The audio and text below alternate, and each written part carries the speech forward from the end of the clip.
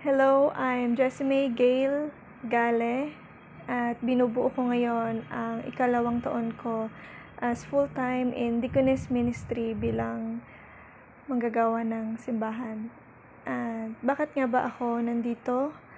At dumaan din ako sa mahabang pag-iisip at panalangin kung talagang itutuloy ko ba ito or hindi. At nag-survey din ako sa mga kabataan namin. At napaka-influential talaga ng social media sa panahon natin ngayon. At ngayon, gagamitin ko ito in a better way para isang opportunity din na ma-share ang Word of God sa mga makakapakinig. At aking pangahawakan ang verse na ito na iniwan ni Jesus Christ sa atin lahat. Sa Mateo chapter 28 verse 20, sabi niya dito ay, turuan ninyo silang sumunod sa lahat ng inuutos ko sa inyo, at tandaan ninyo, lagi ninyo akong kasama hanggang sa katapusan ng mundo.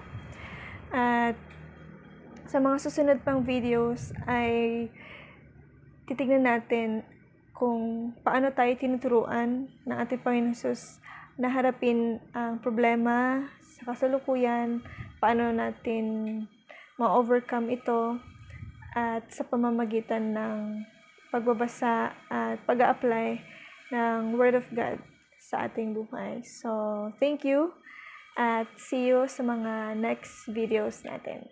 God bless.